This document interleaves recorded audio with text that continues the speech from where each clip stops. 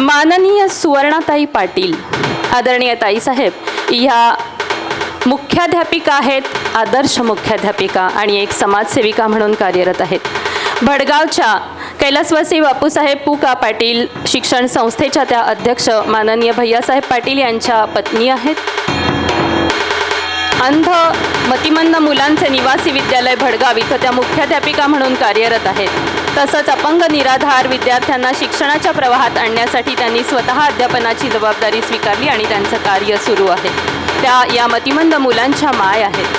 शैक्षणिक क्षेत्राबरोबरच आदरणीय ताईसाहेब या राजकीय क्षेत्रात सुद्धा आपला कर्तृत्वाचा ठसा उमटवत आहेत. भडगाव नगरपालिकेच्या नगरसेविका, बांधकाम सभापती म्हणून त्यांनी कार्य केलेलं आहे.